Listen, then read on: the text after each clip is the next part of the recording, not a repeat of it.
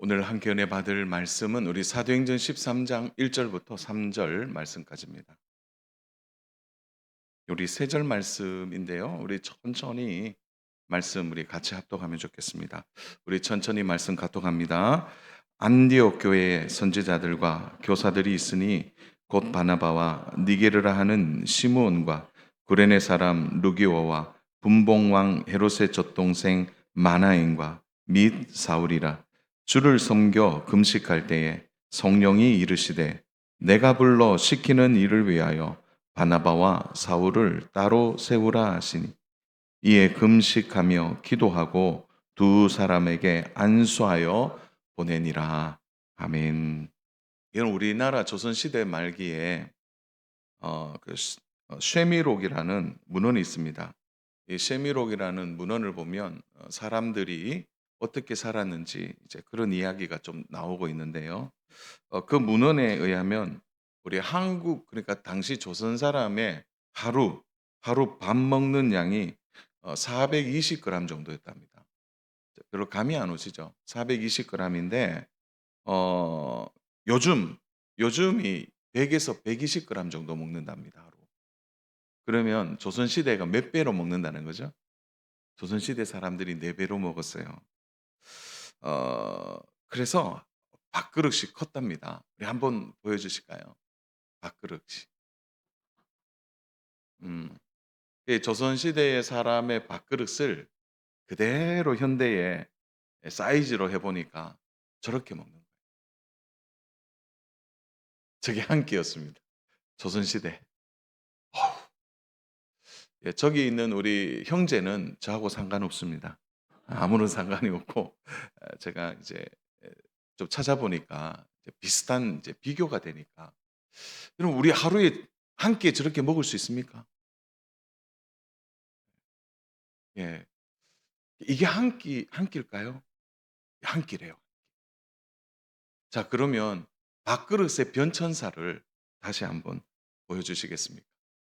아, 1940년, 50년, 그리고 2013년 밥그릇이 점점 어떻게 됩니까? 작아지죠. 예. 예. 지금은 뭐 어 밥을 많이 먹지 않는 시대를 살아갑니다. 그러면 왜 저 당시에는 저렇게 밥그릇이 컸냐? 근데 그 당시에는 농기구가 발달하지 않아서 대부분 사람들의 근력으로, 사람들의 힘으로 했기 때문에 무슨 심이 커야 된다 그러죠? 밥심이 커야 돼요. 그리고 변변한 어떤 영양소를 골고루 섭취할 만한 게 부족하니까 오직 뭐만 먹었습니까? 밥만 먹었다는 거죠. 그래서 육체 노동이 상당히 어려웠다고 합니다. 고기는 명절 때, 그리고 잔치 때만 먹을 수 있다는 거죠. 자, 그런데 우리가 여기서 한 가지 질문할 수 있는데 밥그릇이 크다고 마음 그릇도 클까요? 예. 자, 조선 시대에 이 정도 밥그릇이면요. 어느 아시아를 제패할 만한 그게 아닙니까? 막 쌓아 놓고 고봉밥으로 밥을 먹을 만큼 밥그릇이 큰데, 여러분, 이 당시에 조선 시대 말기에는 세국 정책을 폈습니다. 받아들이지 않는 거죠. 수용하지 않고 내 주장이 옳다라고 하는 하나만 존재하게 되는 거죠. 그래서 밥그릇과 마음그릇은 좀 다른 부분이에요. 근데 우리나라의 글을 보면은, 여러분, 우리나라의 이제 글을 자세히 읽어 보면 굉장히 수용적인 그릇 수용적인 글이 많다 그래요. 그 보면 그런 것들이 참 많이 나와요. 우리나라 사람들은 주로 먹는다에 많이 표현하죠. "애 먹었다." 뭐 그런 표현도 쓰고. 그래서 수용적인 단어는 많은데 사람 마음은 그렇지 못한 것이 조선 말기였다고 합니다. 그래서 그때 가장 중요한 근대화를 이루지 못한 거죠. 사실은 우리 조선 역사 말기에 가장 중요한 것이 하나님이 주신 복이 하나 있었어요. 그것은 바로 선교사님을 이 땅에 보내주셨다는 거죠. 그때부터 교회가 사회의 마음그릇을 크게 하는데 얼마나 큰 역할을 했는지 몰라요. 첫 번째 뭐죠? 학교를 세웠어요. 두 번째, 병원을 세웠어요. 그리고 교회와 함께 사람들의 마음그릇을 키우는 거예요. 6.25 동란이 6.25 전쟁이 일어났을 때 그럼 우리나라 사람들이 마음그릇이 어느 정도 커져 있었어요. 그래서 그것들을 다 이겨낼 수 있었다는 거죠. 자, 그런데 이 마음의 그릇이 결국은 어떻게 표현되냐면 교회의 그릇으로 표현되는 겁니다. 그 교회가 어느 정도의 그릇 크기가 있느냐라는 거죠. 여러분, 교회사에서 가장 익숙한 교회 이름을 대라면 예루살렘 교회일 것입니다. 교회의 태동에 있어서 가장 모체가 되는 중요한 위치를 차지했죠. 예루살렘 교회는 초기에 복음의 역동성이 있었죠. 마가의 다락방에 120명이 그때부터 불이 붙었던 거죠. 그리고 여러분, 전무무한 일이 일어나죠. 하루에 세 가족이 3천 명이 등록하는. 놀라지도 않으시네요. 하루에 세 가족이 3천 명 등록했어요. 예, 베드로가 그 일을 했다는 거죠. 이후에 남자만 5천 명. 그래서 예루살렘 교회가 폭발적으로 부흥해요. 폭발적으로 급성장합니다. 치유와 능력이 나타나죠. 여러분 누굽니까? 그 베드로와 요한이 어떤 일이 벌어집니까? 안전병이가 일어나는 막 그런 기적들, 능력들이 나타납니다. 그리고 초대교회 7 집사님들, 빌립, 스데반 집사님 같이 정말 출중한 집사님들이 많이 있었어요. 교회 지도자가 다 예루살렘 교회에서 배출이 됐습니다. 자, 기독교에서는 모교라고 말할 수 있는 게 예루살렘 교회예요. 그런데 예루살렘 교회가 한계를 갖고 있었습니다. 그리고 교회의 역할이 달라져요. 예루살렘 교회에서 어디로 옮겨지나요? 오늘 본문에 등장하는 안디옥 교회로 그 촛대가 옮겨지게 돼요.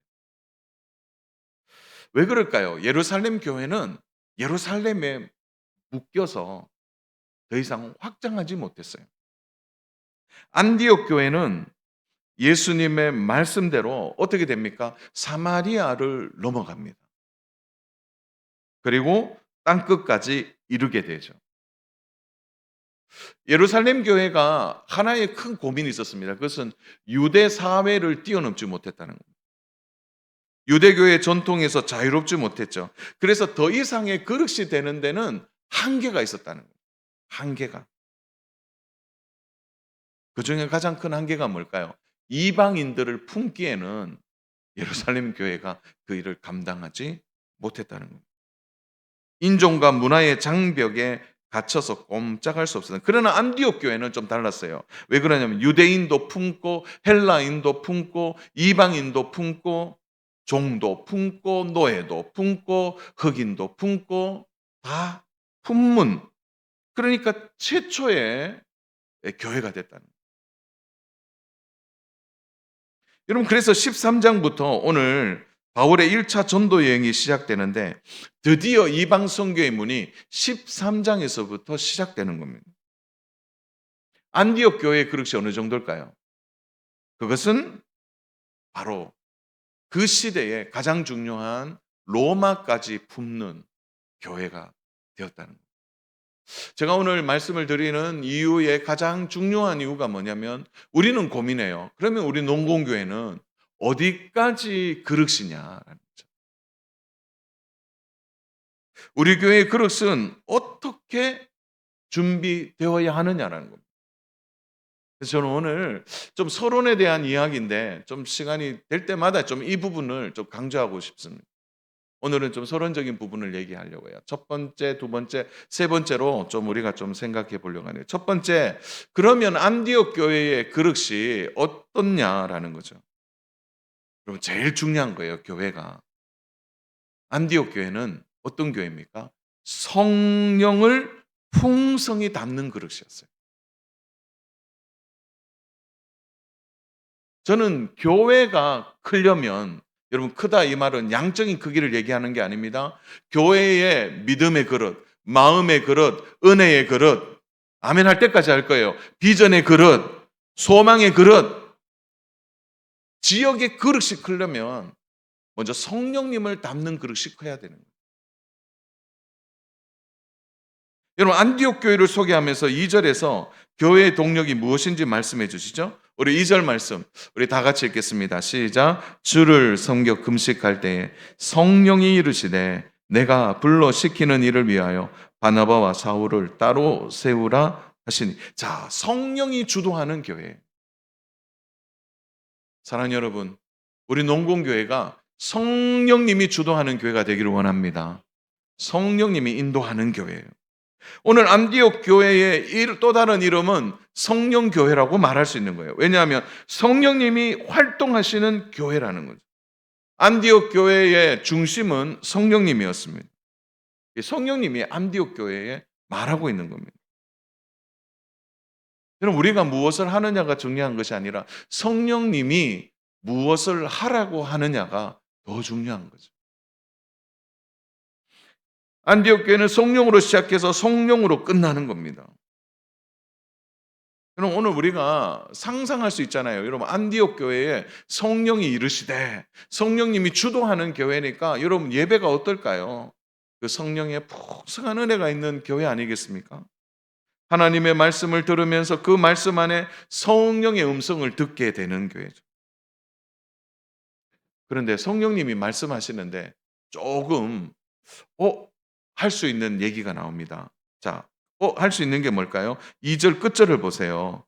내가 불러 시키는 일을 위하여 바나바와 사울을 따로 세우라. 이 말은 뭐냐면 바나바와 사울을 선교사로 보내라는. 여러분 안디옥 교회의 지도자가 누굽니까? 바나바예요. 그리고 두 번째 지도자가 사울입니다. 교회의 가장 중요한 핵심 지도자를 선교사로 파송하라고 성령님이 얘기하는 겁니다. 여러분 근데 안디옥 교회가 들썩들썩하지 않아요. 어떻게 하죠? 그대로 순종합니다. 그럼 오늘 구절을 쭉 읽어보세요. 뭐 안디옥 교회 성도들이 왜 그랬냐, 왜 보냈냐 그런 말 하지 않아요. 그대로 순종하고 있는 거예요. 이것이 안디옥 교회의 마음의 그릇이에요. 믿음의 그릇입니다.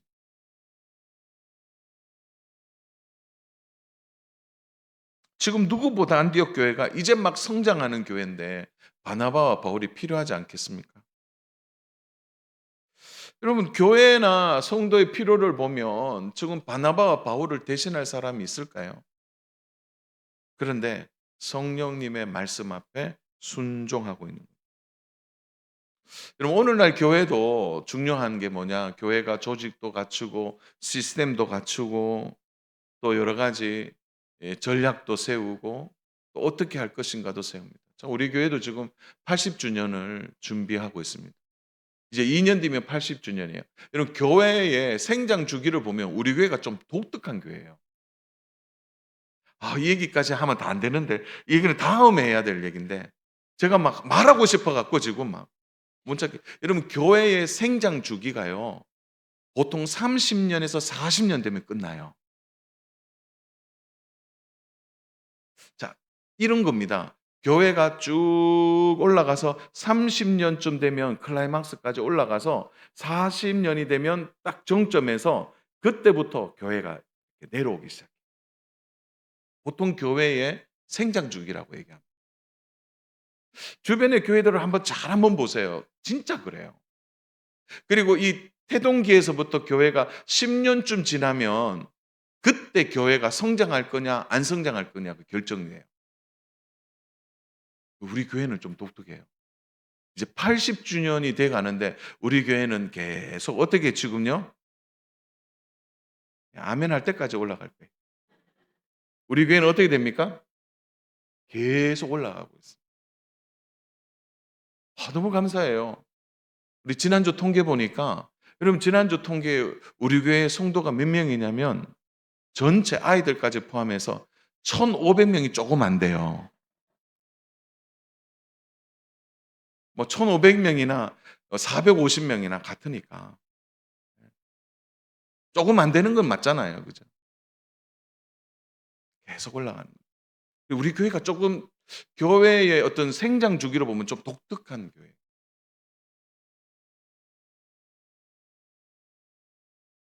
지금 그런 의미에서 보면 우리 교회가 지금 80 주년은 굉장히 의미가 있는 겁니다.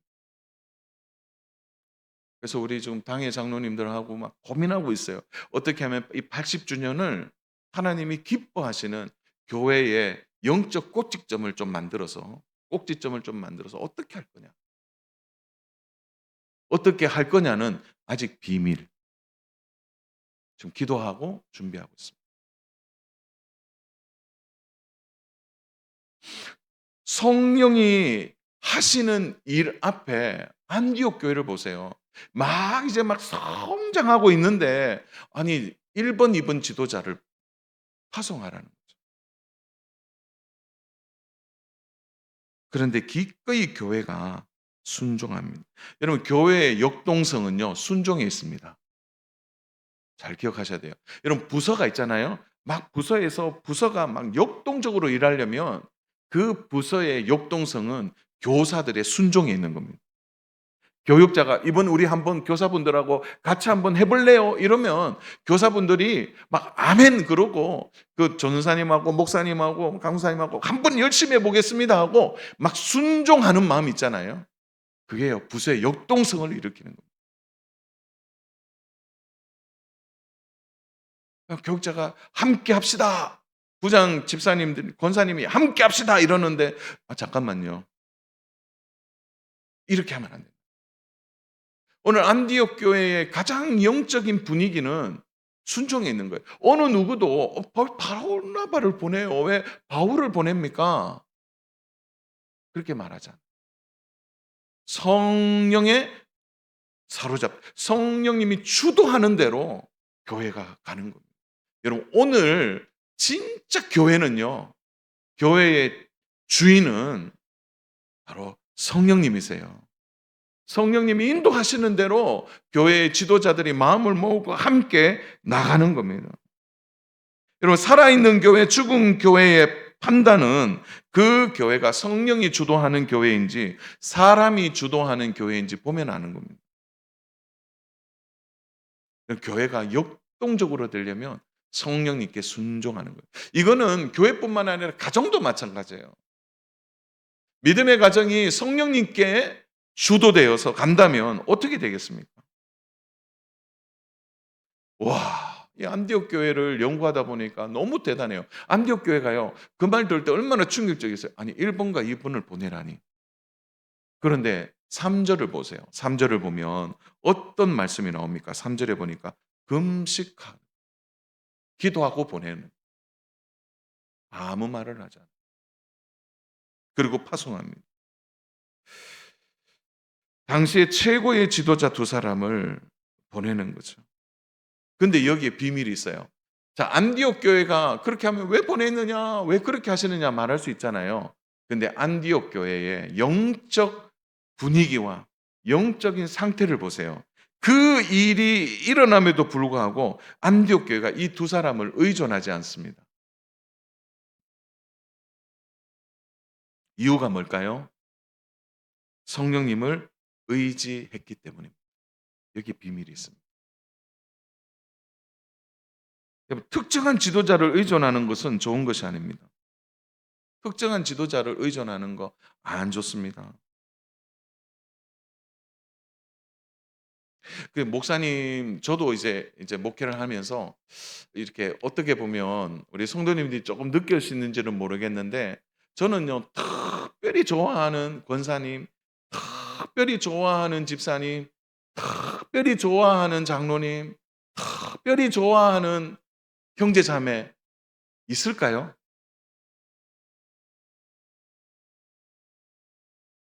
제가요 지나온 교회들을 보면서 제가 많이 느낍니다. 신기하게도 교회가 목회자에게 너무 집중되니까요. 목회자만 마귀가요. 목회자만 쓰러뜨니까 교회가 순식간에 넘어져요.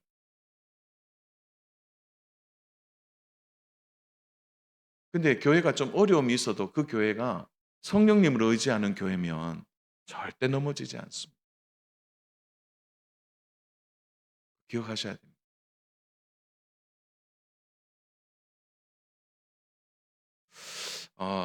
좀 당회 얘기를 좀 할게요, 제가. 우리 당회가 제일 좋은 거, 그러니까 제가 이제 당회를 한 지가 벌써 15년이 다 돼 가는데, 이 위에 당회, 우리 이 위에 당회, 우리 여기 뭐 배재수 장로님 계시는데, 배재수 장로님 뭐 그때부터 쭉 당회가 쭉 그때 장로님 선임하시면서 쭉 내려왔는데, 우리 당회가요, 저기 보이지 않는 철칙이 하나 있습니다. 그 철칙이 뭐냐면 만장일치예요. 우리 당에는 어떤 의견이 나서 좀 의견이 다르잖아요. 그러면 그 안건은 다음 달로 넘깁니다. 이거를 하여튼 한번 참관하실래요, 우리 당에? 한번 오시면 알게 될 거예요. 어떤 의견이 있으면 그 의견이 서로 안 맞잖아요. 그러면 한 달 뒤에 다루거나 충분한 얘기를 합니다. 그래서 우리 노회에서 가장 좋은 당회가 어느 당인지 퀴즈 내볼게요. 우리 55개 교회 중에 제일 좋은 당회는 어느 교회인 것 같아요? 맞아요. 이유가 뭐냐? 우리 교회는 만장일치입니다. 근데 이게 왜 만장일치가 중요한지 보세요. 만장일치가, 아니 그러면 다수결로 하면은 의견이 빨리 전달되고 빨리빨리 일이 진행되면 얼마나 좋겠습니까? 그런데 그렇게 되니까요, 여러 가지 일들이 일어나요. 그렇게 하는 거 아닙니다. 성령님은, 제가 여쭤볼게요. 성령님은 하나 되게 하시는 겁니까? 하나 되지 않게 하는 분입니까? 하나 되게 하는 거예요. 그래서 성령님이 하나 될 때까지 끊임없이 영적 그러한 마음을 모으게 하시는. 그래서 하나 될 때까지 기다리는 거죠. 그래서 우리 당회 안에서 이렇게 보면 우리 뭐 선임 장로님이나 또 우리 당회 서기 장로님이나 다른 장로님들이나 이렇게 보면 대화하고, 주일날 아침 되면요, 새벽기도, 여러분 새벽기도 마치고 우리 장로님들 위에 올라가서 그 식당 청소하시는 거 알죠? 식당 청소 다 하세요. 다 하고 난 뒤에 앉아서 이런 두런두런 얘기하고, 또 어떤 의견이 있으면 들어주고 그 의견에 함께 해주는, 그러니까 이 하나 되게 하는 거죠. 하나 되게 하는. 하나 될 때까지 기다린 겁니다. 왜 그렇게 기다릴까요? 성령님이 일하시도록. 어떤 한 사람이 주도적으로 일하거나 그렇게 하지 않습니다. 여러분, 교회 안에 탁월한 지도자가 있으면 너무 좋죠. 그러나 그것을 지나치게 의존할 때 교회에 문제가 일어나는 겁니다. 여러분, 교회의 성숙이라든지 교회의 그릇은 바로 하나님의 주도하시는, 그러니까 하나님이 주도하시는 교회가 그 교회의 그릇이 되는 거예요. 교회가 어려움이 올 때 보세요. 지도자를 너무 의존하거나 또 한두 사람이 그렇게 주도해 나갈 때 어려움이 생길 수 있다는 거예요. 자, 안디옥 교회가 너무너무 큰 그릇이 될 수 있었던 것은 성령님이 주도하는 거예요. 성령님이 가라 하면 가고, 오라 하면 오고, 세우라 하면 세우고, 파송하라 하면 파송하고, 일하라 하면 일하고, 멈추라 하면 멈추는 거예요. 저는 오늘 우리 농공교회의 그릇이, 저는 제일 중요한 거, 성령님이 주도하는 교회가 되기를 축복합니다. 그러니까 성령님이 주도하시는 교회가 돼요. 성령님이 인도하시는 거예요, 계속. 그러니까요, 뭐가 되죠? 한계가 걷어지는 거예요. 한계가 걷어지는 거예요. 저는 우리 교회의 앞날에 이제 80주년이 다가오는데, 여러분 100주년 때, 100주년까지 우리 다 계시잖아요, 여기에. 다 계시죠? 예. 아니 100주년 돼도 다 뭐 기본적으로 뭐 110살, 120살 정도잖아요. 괜찮아요. 그럼 100주년 때 한번 보세요. 우리 교회 그릇이 어떻게 되어 있는지. 중요합니다. 자녀 여러분, 우리 교회가 성령님이 주도하는 교회가 되기를 날마다 기도해 주시기를 바랍니다. 성령님을 통해 제2의 안디옥 교회가 우리 농봉교회가 돼서 이 대구의 성시화를 이룰 수 있는 은혜가 있기를 축복합니다. 두 번째 안디옥 교회의 그릇이 뭐냐면은 사람에 대한 수용성이 큰 교회였습니다. 자, 우리 1절 말씀 우리 같이 한번 읽겠습니다. 1절 시작. 안디옥 교회의 선지자들과 교사들이 있으니 곧 바나바와 니게르라 하는 시몬과 구레네 사람 루기오와 분봉왕 헤롯의 젖동생 마나엔과 및 사울이라. 자, 안디옥 교회 선지자. 자, 마지막 우리가 이제 얘기하는 이 안디옥 교회의 구성원들이 있어요. 이 지도자들이죠. 근데 이 지도자들의 구성이 다양해요. 로마인도 있고 유대인도 있고 노예도 있고 자유인도 있습니다. 이 모두가 함께 공동체를 이루고 있는 겁니다. 여러분 당시 사회 구조상 공존이 불가능한 이질적 조합이에요. 여러분 로마인과 유대인이 함께 할 수 있습니까? 로마인들이 제일 싫어하는 게 유대인들이었잖아요. 또 유대인들이 또 제일 싫어하는 게 로마인들이었어요. 함께 섞일 수가 없는 거예요. 오늘 한국 사회가 주는 가장 큰 숙제가 이거 아닙니까? 저는 좀 이상해요. 우리 땅의 정치인들이 아니 동서를 나누어 버렸어요. 동서를. 그래서 예전에 뭐 제가 예전에 기억하기로 뭐 번호판 들고 번호판에 그 도시의 이름이 있으면 거기 가서 밥도 못 얻으면 그런 이야기를 하고 이상하게 이 동과 서를 나누어 버렸어요. 그 왜 그럴까요? 여러분 나누는 거는요. 성령님이 하시는 일이 아닙니다. 여러분 나누는 거는 마귀가 하는 일이에요. 하나 되지 못하게 하는 것은 다 마귀가 하는 일입니다. 여러분 안디옥 교회의 영적인 분위기를 보세요. 로마인과 유대인이 함께 하잖아요. 더 놀라운 것은 노예와 왕족이 함께 한 자리에 모여서 음식을 먹고 함께 나누는 겁니다. 우리 한국 교회 초대사 보면요. 기가 막힌 일들이 많이 있습니다. 이제 노예가 등불을 들고 주인님이 이제 교회 간다니까 등불 들고 따라갔다가 노예가 그 자리에서 은혜를 받아버렸어요. 노예가 막 성령 충만한 거죠. 그래서 그 교회 투표를 했는데 그 종이 장로가 됐어요. 그리고 그 이제 주인이 집사님이에요. 그런데 그 집사님이요. 제가 이 얘기를 하면 한두 가지 일이 아니에요. 그 집사님이 뭐라고 하냐면은 감사합니다. 장로님 감사합니다. 그런 일이 우리 한국 교회에 얼마나 많은 곳곳에 일어난 일입니다. 근데 안디옥 교회가 그 일을 했단 말이죠. 노예와 왕족이 함께 공존하는 거예요.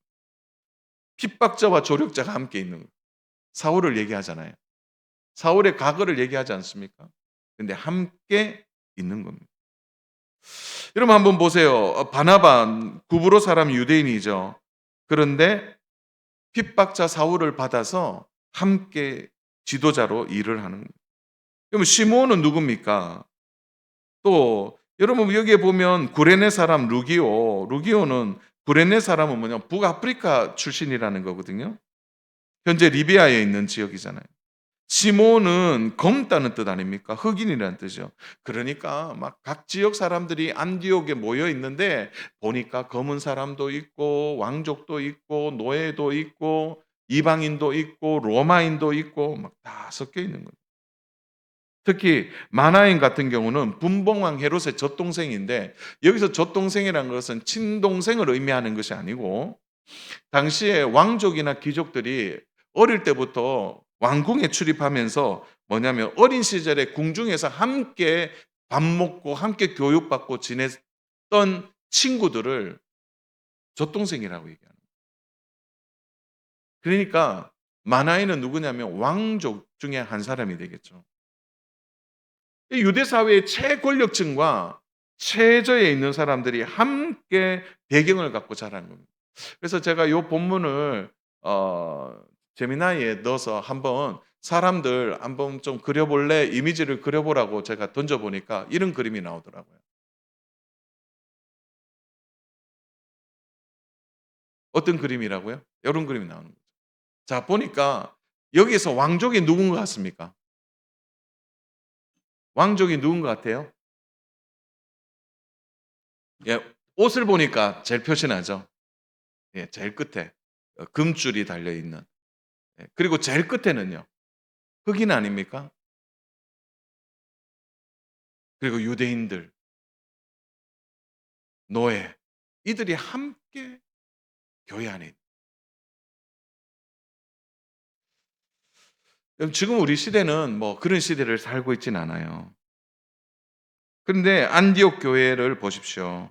안디옥 교회 역동성이 여기에 있는 겁니다. 성령의 인도하심을 따라서 누구라도 그러니까 그 당시에 상상할 수 없는 새로운 공동체가 되어진 것입니다. 근데 하나 되는데 전혀 문제가 없었습니다. 그런데 제가 예전에 말씀을 이렇게 준비하면서 보니까 제가 청소년 시절 때 진짜 많이 불렀던 노래들이 있었거든요. 청년 때까지. 우리는 사랑의 띠로 하나가 되었습니다. 하나님을 사랑하고 예수님의 사랑을 널리 전하세. 그 노래요. 정말 많이 불렀습니다. 요즘은 그런 복음성가 잘 안 부르죠. 하나됨에 대한 복음성가를 많이 부르잖아요.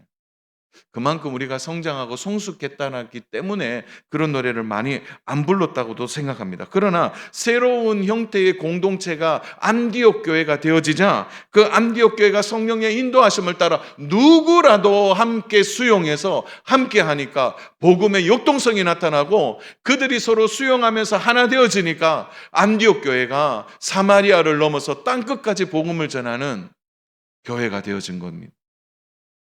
안디옥 교회가 시작했지만 그 그릇은 너무 큰 겁니다. 여러분 오늘날 교회의 그릇은 건물이 아닙니다. 교회의 그릇은 바로 수용성인. 여러분 복음은 사람을 편애하지 않습니다. 모든 것을 다 녹여내죠. 특정한 사람들만 모여 있는 교회를 교회라고 말할 수 있겠습니까? 우리 예수님이 누구라도 여러분 12 제자를 보세요. 편견 없이 그들을 다 받아서 하나님의 제자로 품어 그들을 녹여내서 하나님의 일꾼으로 세워 주셨다는 겁니다. 여러분 어떤 사람이 오더라도 이질감을 느끼지 않게 만드는 것이 교회여야 합니다. 어떤 계층이라도 품어야 되는 거죠. 끼리끼리 모이는 교회 좋지 않습니다. 그래서 복음은 모든 경계선을 뛰어넘어 함께 할 수 있어야 되는 거예요. 여러분 그래서 우리 모두가 하나 될 수 있는 이유는 딱 하나입니다. 예수 그리스도 때문에. 예수님 때문에 하나 돼야 되는 거죠. 그래서 예루살렘 교회는 이걸 못했어요. 유대교를 뛰어넘지 못했다는 거예요. 유대인들 안에만 갇혀 있었다는 겁니다. 유대교 안에 갇혀 있었고 유대인들 안에 있었기 때문에 예루살렘 교회 안에 긴장이 흐르는 거죠. 긴장이. 여러분 안디옥 교회도 처음에는 그랬지 않겠어요? 이런 한계들이 드러났을 겁니다. 그러나 안디옥 교회가 거대한 흐름이 하나 있었죠. 성령님이 지배하니까.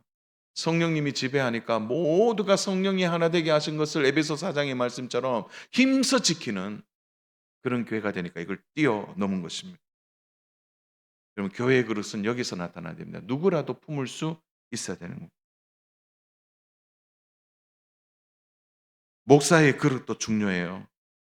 목사의 그릇도 교회의 그릇 크기에 돼야 합니다. 당회의 그릇도 마찬가지예요. 당회의 그릇이 그 교회의 그릇이 되는 거예요.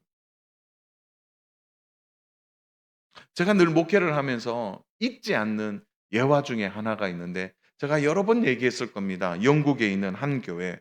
그 영국 교회가 성도가 7명이에요.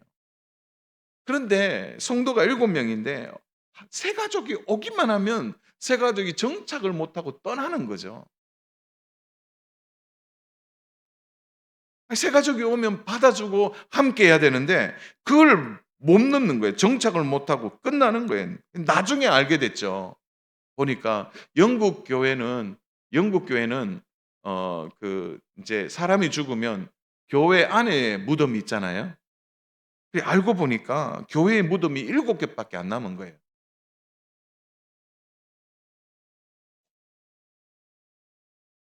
그러니까 교회 안에 7개밖에 무덤이 안 남아 있으니까 7명이 넘어가면 어떻게 됩니까? 내가 못 들어간다고 생각을 하는 거예요. 그러니까 안 돼. 아니 좀 생각을 해 보세요. 그러면 교회의 무덤을 어떻게 하면 됩니까? 예? 아니 더 만들면 되잖아요. 옆에 땅을 사서 더 하면은 되잖아요. 그 생각을 못 하는 거예요. 저 늘 그런 생각을 합니다. 자 여러분, 우리 교회가 부흥해서 사람이 많이 모이는 교회, 제가 원하는 건 그게 아니에요. 여러분, 교회의 그릇이 크면 클수록 더 많은 하나님의 일을 할 수 있잖아요. 거기에 중요한 게 있는 거죠. 사람이 많이 모인다? 그게 아니라는 거죠. 최근에 한 연구기관에서 청소년들이 많이 모이는 교회를 연구했더니 이런 두 가지가 나타나더래요. 청소년들이 많이 모이는 교회 두 가지가 나타나는데, 두 가지가 뭐냐. 첫 번째, 청소년들이 제일 좋아하는 거냐면 나를 반겨주는 교회. 이런 거죠. 청소년이 오면 우리 성도님들 어떻게 하세요? 그냥 지나가시죠. 먼저 인사 한번 해보세요, 청소년. 안녕. 청소년 지나가잖아요. 그럼 안녕 이렇게 하면 청소년들 이렇게 하거든요. 그런데 반겨주는 거를 청소년들이 부흥하는 교회의 가장 큰 특징이래요. 어떤 성도들도 다 반겨준다. 저는 건물인 줄 알았어요. 시설인 줄 알았어요. 청소년들이 지낼 공간들. 그러나 시설은 저 순위 밖에 있더라고요. 첫 번째가 날 반겨주는 교회가 되는 거예요. 그래서 교회 문을 들어올 때마다 청소년들한테 인사하는 거죠. 근데 어떤 분이 그러더라고요. 청소년들한테 너무 인사하면 청소년들이 부담을 갖는데요. 그런데 저는 그렇게 생각하지 않아요. 청소년이 오면 반갑게 반겨줘. 안녕. 반겨줘. 두 번째가 뭐냐? 친구가 있는 교회. 친구가 있는 교회. 이 청소년들이 부흥하는 교회를 가보니까 이 두 가지가 잘 되어 있더라는 거예요. 그럼 청소년 부흥이 특별한 그릇이 필요한 게 아니더라고요. 온 성도들이 청소년들을 사랑하고 귀하게 여기는 말. 우리 주일학교 아이들, 뭐 유치부 아이들, 영아부도 마찬가지겠죠. 귀하게 여기는 거죠. 반겨주는 거죠. 또 하나는 뭐냐면 친구를 만들어줘야 됩니다. 친구를 만들어주는 거예요. 그러니까 청소년들이 정착하더라. 오늘 이것이 구역에도 마찬가지죠. 또 전도에도 마찬가지고 우리 교회 안에 서로 동력자들을 자꾸 붙여주는 일이 중요하다. 여러분, 사람을 수용할 수 있는 큰 그릇에 교회가 우리 농공계가 되기를 축복합니다. 누구라도 받아주는 거예요. 저는 우리 교회 참 좋아요. 우리 교회는 이제 모자 써도 얘기 안 하거든요. 모자 쓰면 모자 벗으세요. 이렇게 안 해요. 누구라도. 근데 요즘은 모자 쓰는 이유가 분명하잖아요. 이렇게 탈모되는 분들이 모자 쓰기도 하고, 또 어떤 분들이요 머리 안 감고 온 사람 모자 써요. 그런데 굳이 머리 안 감았는데 벗으라 하면 다음 주에 오겠어요? 기다려줘야 되는 거죠. 기다려주는 거예요.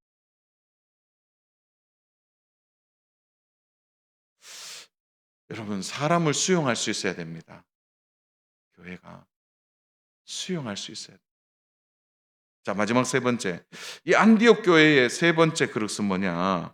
교회가 선교적 교회로서의 역할을 했다는 겁니다. 자, 안디옥 교회는 교회로서 가장 중요한 목적을 보여주죠.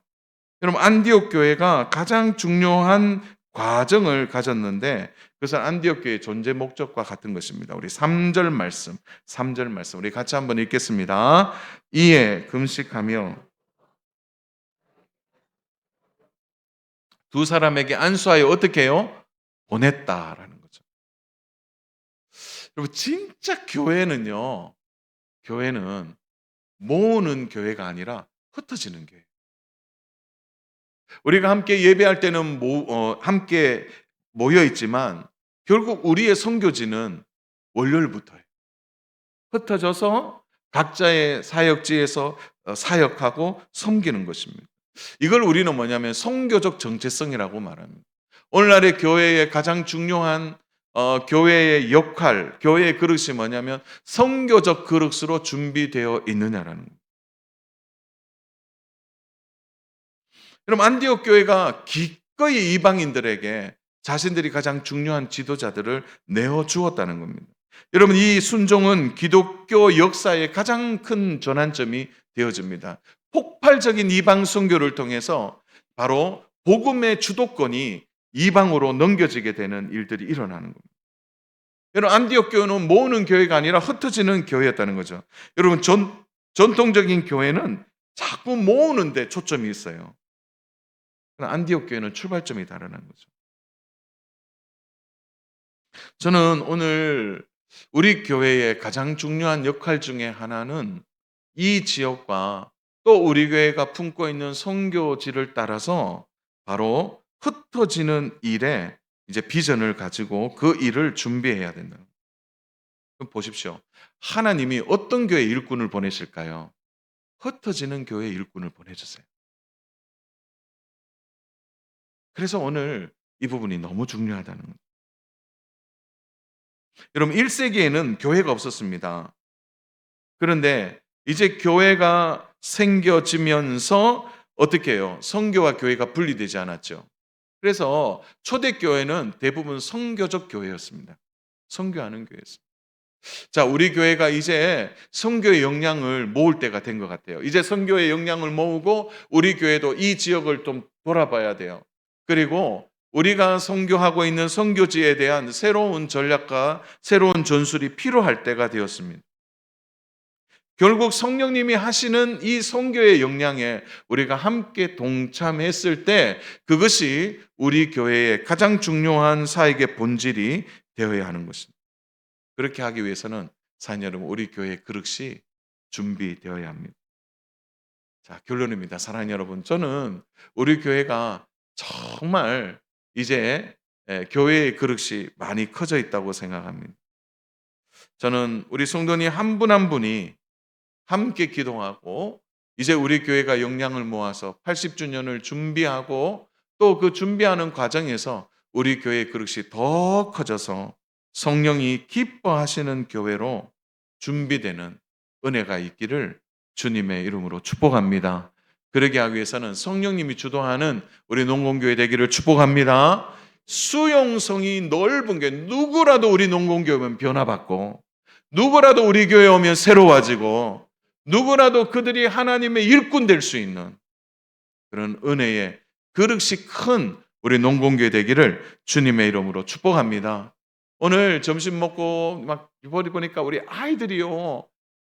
있는데 이 아이들이 금방 큽니다. 우리의 역량을 대신해서 이들이 앞으로 세계적인 지도자가 되고 이 나라 이 민족의 지도자가 되고 하나님의 일을 하게 될 줄로 믿습니다.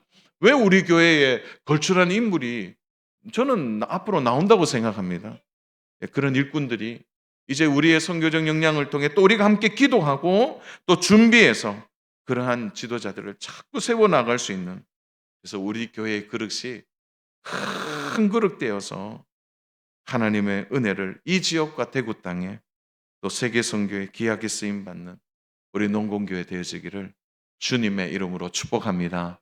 이 일에 우리 온 성도님들이 함께 기도하는 은혜가 있기를 주님의 이름으로 축원합니다.